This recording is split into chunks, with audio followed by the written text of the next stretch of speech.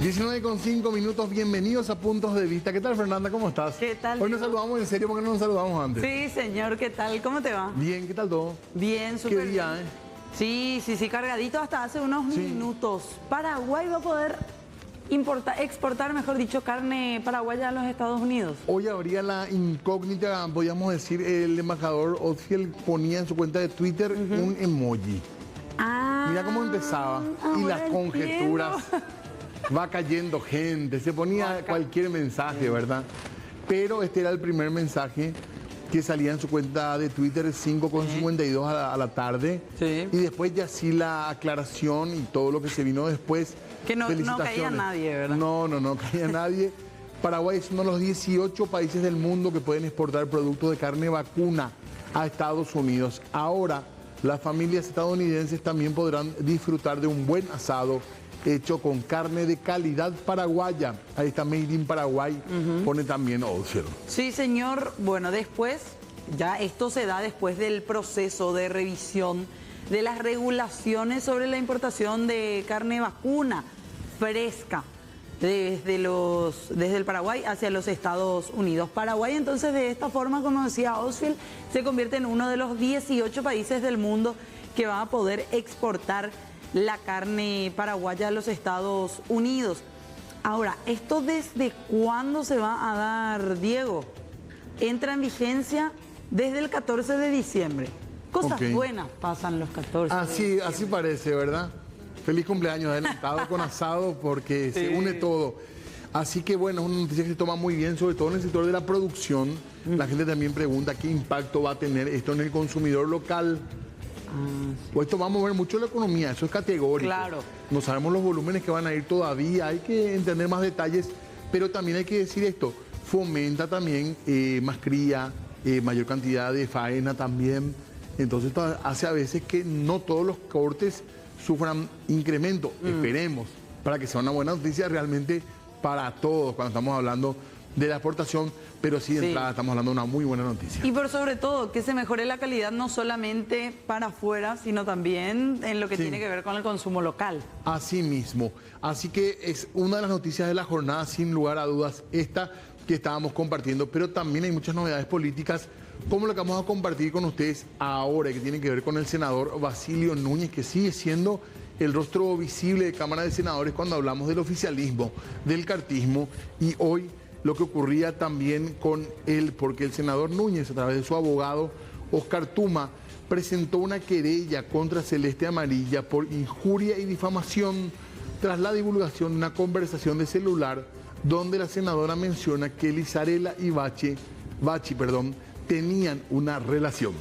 Exactamente, a raíz de eso es que se genera esta presentación de querella de parte del hoy día senador. Estamos viendo las imágenes de cuando él era diputado, al igual también que Amarilla. Y Eliana, que está ahí todavía. Y Eliana en esa época. Bueno, y esta era una de las rencillas que tenían. Sí, era un clásico. Sí, sin embargo, no se da por este tipo de situaciones lo que tiene que ver con la querella realizada por parte de Núñez, sino por aquella publicación de una conversación de un chat, de un grupo de WhatsApp, con cerca de 200 integrantes, decían, el día de hoy.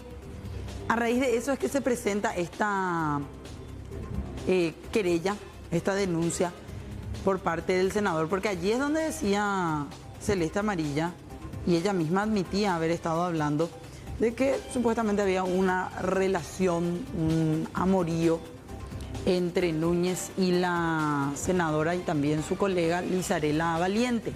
Pero la presentación de la querella todavía no se va a hacer efectiva. Van a esperar y se presentará ya de manera oficial ante la justicia el próximo martes o miércoles de la semana que viene. Esto era lo que decía el abogado patrocinante de Núñez, el doctor Oscar Tuma. Escuchamos lo que mencionaba. Estas declaraciones generaron un daño. Estas declaraciones fueron hechas exclusivamente con la intención de dañar la imagen, la integridad del senador Núñez. Y bueno, esas falsas manifestaciones tuvo un alto impacto en todos los medios de comunicación, siendo tendencia prácticamente durante 72 horas. Vamos a solicitar en carácter de composición una suma de dinero que vamos a dejar a criterio del juez que establezca y esa suma va a ser donada de forma íntegra a una institución benéfica que el juez determine. Esta no existe la intención de obtener un rédito económico, sino es la intención, en primer lugar, de demostrar las falsas manifestaciones de la senadora y restablecer, como se suele decir, la situación que generó la senadora Celeste Amarilla con estas falsas manifestaciones. Decir nomás que a partir de hoy en adelante voy a hablar sobre este caso a través de mis abogados. Creo que a la gente le interesa nuestra función como legislador, nuestra función pública, no lo que está haciendo la colega senadora de difamar los domingos, y sabemos que hay hasta si se diría una animadversión en mi contra de parte de ella. La colega Celeste Amarilla utilizó un ámbito de poder para denunciar a un ciudadano que no tiene fuero. Es una especie de coacción también a otro poder. Y yo eso no voy a hacer. Bueno, dijeron ellos también que se alteró la paz social mediante los dichos y la publicación, bueno, mejor dicho, el mensaje que se daba en este caso de parte de la senadora Celeste Amarilla en ese grupo, que después se termina filtrando esa conversación y que eso alteró la paz social porque fue tendencia incluso en redes sociales por cerca de 72 horas y que eso terminó afectando no solamente a la figura de Núñez, sino también a su entorno más cercano, a su familia y también a la de la senadora. A ver qué pasa con esto. Es una querella que van a presentar, esto es por parte privada, sí. Es difamación lo que están planteando y eventualmente tendrá que pasar también por la Cámara, si vamos a hablar de los fueros. Así que todavía mucho que hablar de esta cuestión que generó, es cierto, más allá del daño que puede causar a una persona, generó una crisis política o un show mediático político, eso, ¿verdad? Claro, e incluso dijeron que van a llamar, ¿sabes a quiénes a declarar? A periodistas mira, que cubrieron la conferencia o los dichos de Celeste Amarilla. Así que, Fernanda, prepárate para ir al Poder Judicial en medio de las tareas. Sí. Cambiamos de tema nosotros. Tenemos un puente espectacular, parece, ¿verdad? A la vista al menos. La utilidad ya se puso en duda. ¿Para quién es este puente? Hay que hacerle un municipio a este puente nuevo, pero no se puede inaugurar el puente.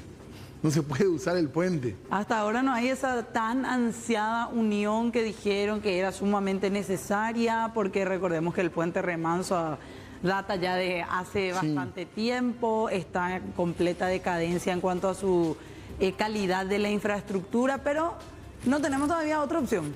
Ahora, esto como país es bastante terrible, ¿eh? No se puede inaugurar el puente por deuda con la contratista, por falta de pago.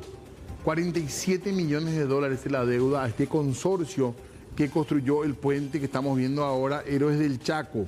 No va a ser habilitado en el próximo mes de diciembre, según la información, debido a la falta de pago del Ministerio de Obras Públicas y Comunicaciones, MOPC, que adeuda unos 47 millones al consorcio Unión.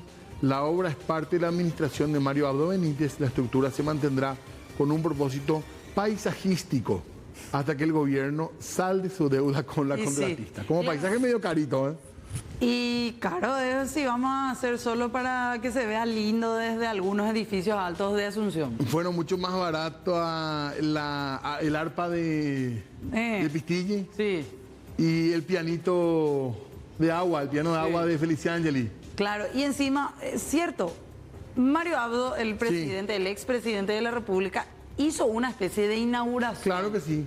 Con prensa, con todo. Fuimos un sábado, Qué lindo, con casquito, muy chaleco. Lindo, chaleco, camionetas que ya pasaron, camionetas del Estado. Es decir, el presidente en una camioneta con su esposa, todo su equipo, el ministro de Obras en aquel momento, Rodolfo Segovia, y su equipo. Así, un grupo interesante de personas. Ahí está el video. Así ahí pasaba. está. Este era el primer paso. Eso es lo que él quería, ¿no? Yo quisiera más que en vez de que pase el presidente, que pasemos todos, ¿verdad? Pero que bueno, se inaugure ya, pero no está terminado. No, esto fue en julio o agosto ya, una semana cerca antes ya del cierre de su gobierno. Sí, señor. ¿Y sabe otro puente que están, perdón, saliendo del otro nomás? Este fue el 22 de julio, nos dicen acá. El otro puente que todavía no se inaugura es el puente de Franco, Foz de Iguazú. Cierto. Está en teoría terminado, también ¿El de pasó. la integración ese? Sí, también pasó por él Mario Audo, creo que con el hijo, con uno de los hijos. Sí. Cruzó ahí a pie. Sí. Y hasta ahora, del lado brasileño hasta hicieron una rueda gigante, esas de diversiones. Sí. Como había antes en la costanera de Asunción. Pero mucho más linda. Mucho más linda, pero la otra es un recuerdo de infancia, de los 80. Ah, no conozco entonces. No conocía, Fernanda. Y la misma situación se da. Un puente listo y terminado, pero que no se puede inaugurar todavía. Y supuestamente al puente Héroes del Chaco le faltaban solamente las obras complementarias. Sí. De hecho, que si uno pasa por allí, siempre hay un grupo, aunque ahora ya creo que en menor medida, de trabajadores que están haciendo lo que podríamos decir va a ser la ruta por la que van a bajar después del puente, los que circulen por esa zona. Y se van a integrar a toda la zona del viaducto del Botánico. Así mismo. Pero hasta ahora no. Ahora, yo me acuerdo cuando ese 22 de julio, Mario Abdo dijo, para diciembre ya van a poder pasar todos. Y esto va a quedar como un gran legado de este gobierno.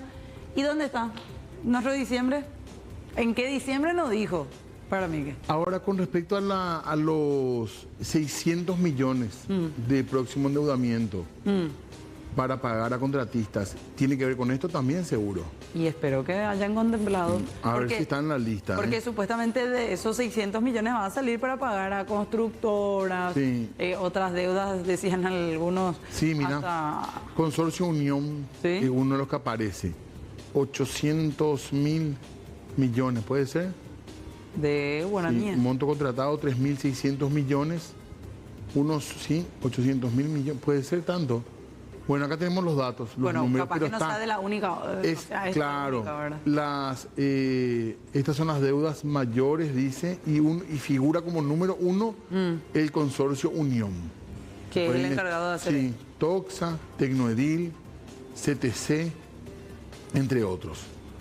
Así que está en la lista, al menos este consorcio, quizás tenga otras obras como vos decís, pero está entre los que cobrarían con estos 600 millones. Pero, ¿en qué momento se va a terminar y vamos a poder utilizar lo que yo quiero saber? Porque aparte de eso, no sé del otro lado cómo estará, pero hasta esa época de julio que nosotros hicimos la visita, incluso cruzamos, pero del otro lado, del lado de Chacoí, todavía no estaba instalado completamente lo que va a ser el peaje, porque hay que acordarnos que esto tiene que tener también un efecto recaudatorio para el Estado. ¿Dónde está? Ya se terminó del otro lado también el peaje, porque hay obras complementarias que faltaban, no solamente del lado de Asunción, también del lado de Chacoí, para que la gente pueda bajarse y ir por la zona de... Nueva Asunción. Nueva Asunción. Se llama la ciudad que se creó para el puente. Eso, perdón. Era un puente sin ciudadanga. Y le hicieron una ciudad ahora, ya tiene. Imagínate todo el gasto que eso conllevó, nuevas elecciones. Ahora es fuerte esa idea de que es parte o tiene por de pronto funciones paisajísticas. Es demasiado caro para 98%. Parece que todas las obras del gobierno anterior se quedaron en ese 98%. Ahí nomás. Las cárceles, los puentes, en fin, de todo. Puente Héroes del Chaco entonces por de pronto no será habilitado todavía al menos. ¿Hay más noticias? Sí, ¿qué pasó con los reincorporados de Itaipú? Habíamos hablado con varios de ellos aquí en el programa, habíamos dado seguimiento a todo lo que tiene que ver con esta situación y ayer ya a altas horas de la noche se confirmaba que 165 de los 185 iban a ser reincorporados. Había sido, no todos tuvieron procesos de selección manchados o contaminados, dice Itaipú, sino que solo 20. De toda esta cantidad que iba a ser desvinculada y que se hablaba de que iba a tener que someterse a un nuevo proceso de selección externo. Finalmente este fue el comunicado que apareció ayer y ahora están convocados los reincorporados de Itaipú solamente. Vos sabés que hay gente que ya partió de vuelta, los que van a trabajar en Hernandarias o en Ciudad del Este, ya partieron de vuelta para incorporarse. Hoy hubo una reunión también en el Ministerio del Trabajo, una tripartita que estaba ya marcada con anterioridad, y la gente que no fue recontratada, que en total son unos 18. 20 son. 20 en total. Algunos ya anuncian que van a tomar medidas Legales. judiciales, sí. Incluso ya con abogados, ¿verdad? Ya tienen abogados, estuvo hablando incluso uno de los abogados el día de hoy, porque dicen que se trata también de una injusticia. Por de pronto, varios de ellos consiguieron ya su reincorporación, después de tanto que se dijo además, ¿verdad? Claro, y no se dio a conocer esto como se pensaba que se iba a conocer una lista de nombres, No. Diego. Fue directamente un mensaje, un correo electrónico que le enviaron a cada uno de los reincorporados. Y uno decía, si no te llegó el mensaje, no estás dentro. Así nomás. Sos de los 20 cuyo proceso de selección estuvo viciado. Y decía incluso que van a sancionar y destituir, ahí está el comunicado, que van a sancionar y destituir de sus cargos a los empleados ya de Itaipú, que fueron identificados, supuestamente ya identificados como responsables directos de haber contaminado el proceso. Y en teoría van a pagar también los salarios que no cobraron durante este tiempo. Más vale. Van a pagar. Ahora, ¿cómo se le salva al presidente Santiago Peña de esto? Siendo que él mismo dijo que no se iba a recontratar a nadie porque el proceso no había sido transparente. Sí. ¿Quién le hizo decir eso? ¿Quién le pasó ese mensaje a Santiago Peña? ¿Por qué las autoridades de Itaipú, las mismas que dijeron que esta gente había entrado por la ventana, son las que ahora borraron con el codo eso? Está bien reconocer un error, pero alguna consecuencia tiene que haber. A esta gente se le trató de seccionaleros, hurreros, acomodados, se les tiró gas, se les pegó, tuvieron que salir a las calles, sí. En aquella Y manifestación. los responsables, que funcionarios de mando medio, nomás por lo visto van a caer. Y mientras esto se daba afuera, cerca de Embru Villaroga, en aquella jornada, hace, ¿cuánto? 2 semanas más o menos. Adentro de Embru Villaroga estaba, mientras tanto, en ese preciso momento, Santiago Peña diciendo, no, lo siento muchachos, los que quieren pueden volver a concursar cuando se abra, con todo lo que eso conlleva, gastos, estrés, nuevamente la frustración, nuevamente el temor de no quedar seleccionado a un cargo en el que ya estuvieron por unos meses. Finalmente sucede esto. Mañana, viernes, ellos deben volver al trabajo, borrón y cuenta nueva, como si nada hubiera pasado en estos, ¿cuánto? Un mes pasó de aquella decisión. Así mismo. Más o menos. Y mañana son convocados ya para ser reincorporados directamente a esa silla que dejaron. Mañana empieza nuevamente ese día o esa jornada laboral. ¿Por qué no esperar el lunes? Raúl Mongelos, el abogado, va a tomar algunos de los casos de la gente que no fue readmitida. Bueno, esta es la información que reiteramos tiene que ver con Itaipú.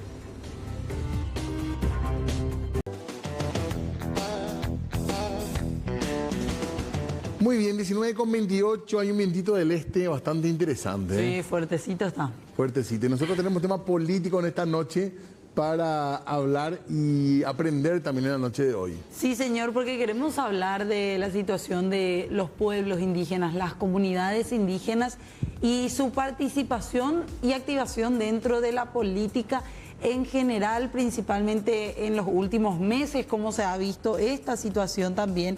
Y por eso ya la tenemos aquí presente a nuestra invitada, a quien le agradecemos bastante por su participación en esta noche, Sara Mabel Villalba. Ella es politóloga. ¿Qué tal? ¿Cómo le va? Muy buenas noches, muchísimas gracias por la invitación y sobre todo por visibilizar este tema de la participación política de los pueblos indígenas. Hay una investigación con publicación tuya al respecto, ¿verdad? Sí, es una investigación que está, digamos, impulsada por la organización Idea Internacional en Paraguay y son tres investigaciones que están agrupadas en un libro y tratan sobre el registro civil y electoral de los pueblos indígenas, la participación de los pueblos indígenas en juntas municipales en Paraguay y también su participación en estas últimas elecciones nacionales como candidatas, ¿verdad? ¿Y cuáles son las conclusiones más importantes o al menos algunos puntos que quieras destacar de la investigación? Sobre todo destacar que hay numerosas barreras formales y no formales, es decir, barreras que tiene la propia legislación en Paraguay y por otro lado también que a pesar de esas barreras, los pueblos indígenas, o sea, varias personas de estos pueblos indígenas siguen buscando participar en política. ¿Y qué implica esta participación en política? Que están ejerciendo los derechos políticos. Y los derechos políticos son derechos humanos, ¿verdad? Entonces, eso es lo importante, que no es que las personas se candidatan porque, bueno, se les ocurre, ¿verdad? Sino que es importante entender que están ejerciendo sus derechos políticos como cualquier persona en el mundo, ¿verdad? Claro. Que está habilitada a eso. Ahora, ¿cuáles son esas barreras dentro de lo legal a lo que uno se somete siendo parte de una comunidad?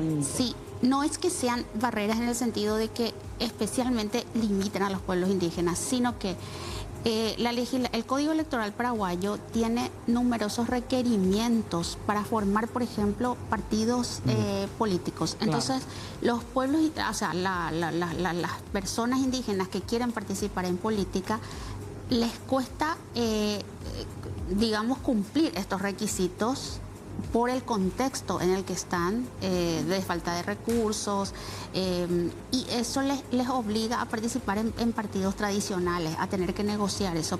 Que por ejemplo, para formar un partido político se necesitan sedes en 4 cabeceras departamentales. Se necesita una cantidad de miles de firmas para poder, y ese tipo de, digamos, ese tipo de requisitos constituyen barreras para las condiciones en que están los pueblos indígenas. Y están aislados en general, ¿verdad? Exacto, y sobre todo falta de recursos, es decir, hay una desigualdad en la competencia. Y por otro lado, Paraguay no tiene ningún tipo de medidas afirmativas, no tiene escaños reservados, no tiene cuotas en los que se usa en otros países, ¿verdad? Que hay en algunos países, y que en otros países también hay muchas organizaciones que están buscando impulsar eso. Tenemos eso en Colombia, tenemos en Venezuela, tenemos en Bolivia, y tuvimos ahora, o sea, hubo en la Constitución, perdón, en la Constituyente de Chile hubo 17 escaños reservados para los pueblos indígenas. Aún ¿Funcionan esas medidas? Funcionan según los estudios, las investigaciones que se están haciendo en diferentes países. ¿Incluyen realmente? Claro. Sin tener ese cuoteo político, tienen la posibilidad, una cosa es que ellos soliciten o que intenten ingresar a las listas de partidos tradicionales, pero se les da esa participación, esa cabida. Y en algunos casos sí.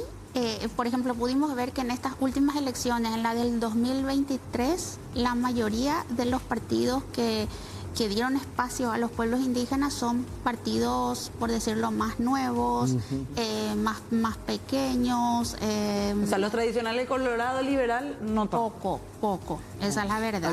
Hay un prejuicio, como que el voto de las comunidades o de las personas indígenas es como un voto arreado, un voto que no tiene voluntad, un voto que siempre responde a un liderazgo en base al dinero. Ya. ¿Qué hay eso, la participación genuina? Lo que pasa es que muchas veces se ven cooptados, nos decían en las entrevistas, ¿verdad? Hay políticos que llegan a una comunidad y sin permiso del líder van recorriendo ya las casas y van juntando las cédulas, por ejemplo. O sea, entonces ahí hay Hay esas prácticas. Hay prácticas de atropello. Por otro lado, también hay líderes que, digamos, por decirlo en términos así coloquiales, se plantan y no permiten esas entradas, pero no siempre pueden evitar porque hay mucha influencia. Y además está la cuestión de las promesas, ¿verdad? La comunidad está en una zona aislada y no tiene caminos, entonces viene, le promete, le vamos a construir este camino, si toda tu comunidad se va a votar por mí. O sea, hay ese tipo de aprovechamiento, por así decirlo, de las necesidades de las comunidades indígenas para usarlo como cambio de voto, claro, por así decirlo. Pero intención genuina también hay personas que intentan representar a sus comunidades, a sus zonas, a sus departamentos. Hay y hay algunos que, por ejemplo, se han presentado para candidatarse a diferentes cargos, buscan lugares en los partidos, dado que tienen tantas dificultades para formar sus propios movimientos y partidos. Hay experiencias. Por ejemplo, en el 2018 hubo una experiencia de movimiento indígena plurinacional. Hubo un candidato a senador, consiguió cerca de 26.000 votos. Pero claro, después mantener eso, porque la propia legislación electoral dice, terminan las elecciones, desaparece el movimiento por ley. Y entonces hay que comenzar todo de nuevo. Ahora, Sí. las políticas en general son excluyentes para los indígenas, ¿verdad? Porque tenemos desde un hospital para indígenas, tenemos en el INDI una persona que no forma parte de los pueblos indígenas, es como que en la Secretaría de la Mujer esté un varón más o menos del tema.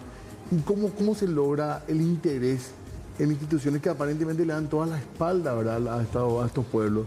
Tiene que ver con una cuestión de o sea, problema estructural de falta de políticas públicas dirigidas a pueblos indígenas y con participación de pueblos indígenas. Porque, ¿qué pasa? Se reúnen, no sé, 4 especialistas y deciden, a veces sin conocer la realidad de la comunidad. Y por otro lado, porque hay instrumentos internacionales como el Convenio 169 que exige que todas las comunidades tienen que ser consultadas para cualquier asunto que les concierne, y Paraguay es signatario de ese convenio. De ese convenio, concretamente. Ahora, viendo un poquito toda esta situación, ustedes daban un dato, doctora, de lo que tiene que ver con la participación o personas que llegaron a cargos electivos. ¿Cuántos son? En las elecciones municipales hubo 17 concejales indígenas, o sea, hay 17 concejales indígenas. ¿En dónde, por ejemplo? Son en 8 municipios de 4 departamentos.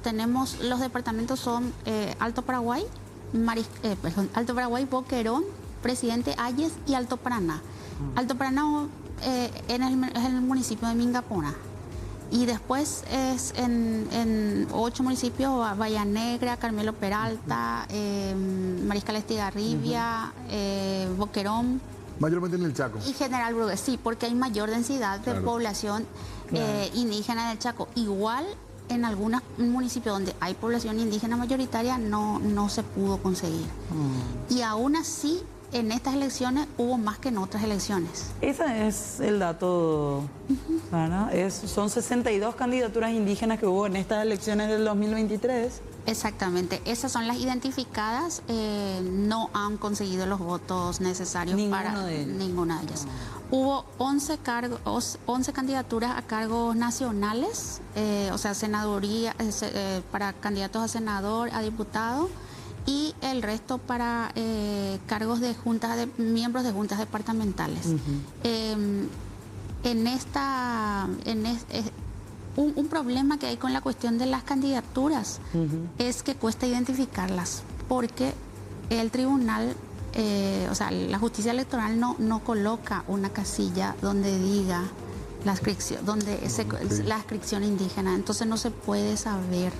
La persona forma parte de una... Exacto, hay que hacer como una investigación aparte para ir identificando. Y las misiones electorales de la Unión Europea y de la OEA ya han sugerido en varias ocasiones que se incluya eso, porque es como es respetar el derecho a la autoidentificación. Qué interesante. Y también queríamos preguntarte después, tenemos que hacer una pausa nomás ahora, un poco por la organización política interna también, si hay un vínculo después con el voto, digamos, a nivel nacional, de este tema de un libro que se presenta ¿cuándo?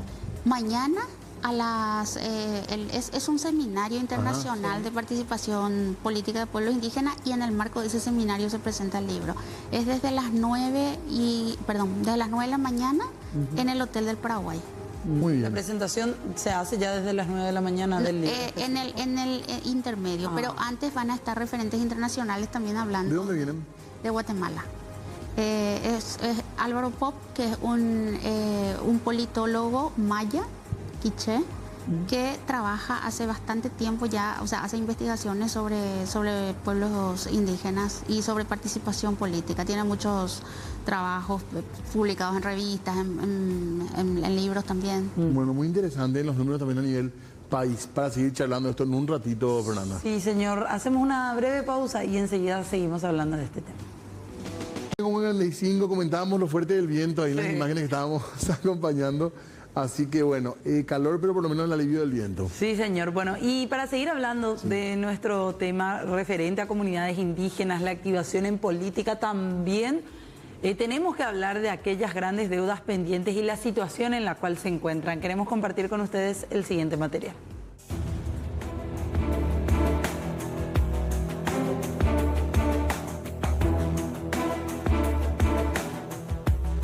Los pueblos indígenas son considerados como el grupo más vulnerado de nuestro país, ya que constantemente son pisoteados en sus derechos. Este se da principalmente en la región oriental del país, donde la mayoría son expulsados para luego vivir en las calles y en condiciones incompatibles con la dignidad humana.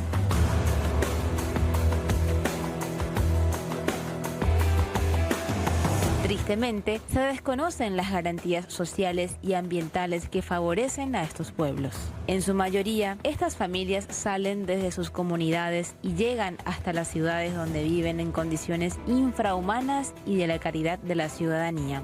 En las últimas décadas son las principales víctimas de la capital, blanco de lamentables situaciones y de personas inescrupulosas que se aprovechan de la nula protección estatal.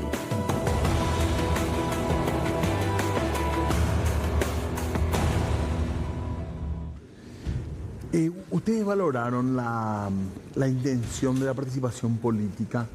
Porque hay tantos indicadores negativos que uno diría, ¿por qué querría participar la gente en medio de un sistema que básicamente los excluye? Sí, resulta que justamente la idea que normalmente plantean los candidatos, las candidatas, es esto. No hay políticas públicas destinadas a ellos, no hay personas indígenas en los espacios de decisión y la idea es que justamente puedan llegar a esos espacios de decisión para ver si se pueden plantear estos problemas. Exactamente, porque no se sienten representados por los partidos tradicionales o por la élite actual, por así decirlo. Hay excepciones, hay personas que apoyan, que pueden estar, que han estado en Cámara de Senadores, en diputados, pero en líneas generales no. Y también la cuestión de recursos, justamente el INDI, ¿verdad? Por ejemplo, o sea, no tiene suficientes recursos ni económicos, ni de presupuesto, o sea, nada que le permita responder a esta realidad, ¿verdad?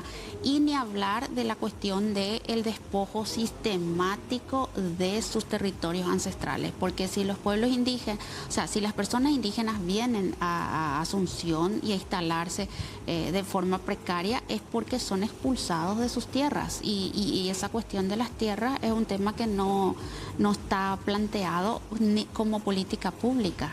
Ni siquiera como discurso, ¿verdad? Muchas veces pasa incluso desapercibido. Hemos tenido, como decías, Sara, lo que tiene que ver con esta situación de los despojos a comunidades indígenas en el discurso político de varios actores en periodos anteriores, por ejemplo.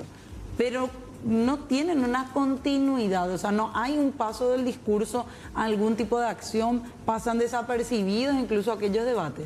Sí, y además no están visibilizadas muchas situaciones que ocurren en las comunidades, ¿verdad? O sea, los permanentes atropellos a las comunidades que uno se entera a veces por redes sociales, por grupos de WhatsApp, pero está habiendo desalojos casi cada 15 días, si no es cada semana. Además, esos casos de vulneración en sí también hemos visto y se han hecho públicos casos de abusos, de violaciones, un sistema que los vulnera aún más. Ellos vienen muchas veces en búsqueda de respuestas a la capital, exacto, pero como que se quedan en una espiral de violencia constante.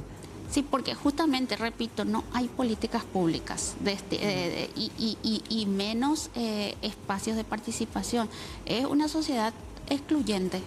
A nivel educativo también se da eso, ¿verdad? A nivel educativo, a nivel de salud, o sea, es en todos los niveles y se replica en el ámbito político. ¿Y las organizaciones internas de ellos?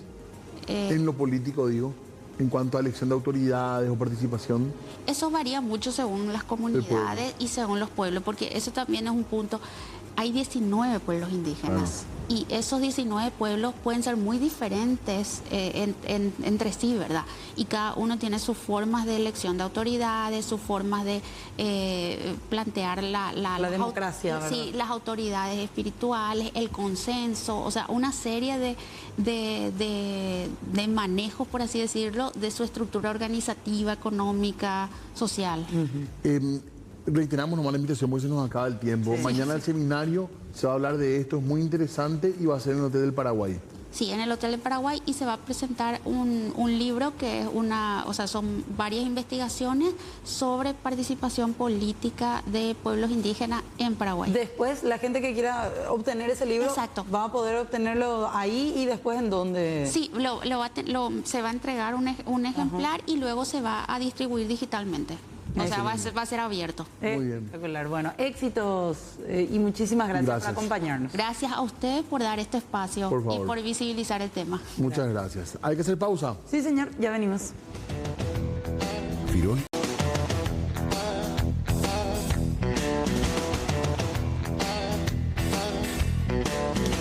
Muy bien, una no te calles. Recordamos el proceso porque hoy ha sido un día importante en el marco de ese caso justamente. Ayer nada más hablábamos de avances en torno a la medida judicial que nuevamente se ratificaba, y hoy en horas de la mañana, después de un allanamiento que se realizaba ayer a la vivienda de Froilán Peralta. Sí, estaba prófugo. Estaba prófugo, ayer se hizo el allanamiento, no se hizo encontrar en su residencia, pero hoy terminó por entregarse en la Comisaría Primera de San Lorenzo, y esta ya era su llegada hasta el Departamento Judicial de la Policía Nacional, en donde puede y debe esperar a ser remitido a la penitenciaría La Esperanza. 3 años de cárcel es su condena. Estamos hablando del caso Una no te calles.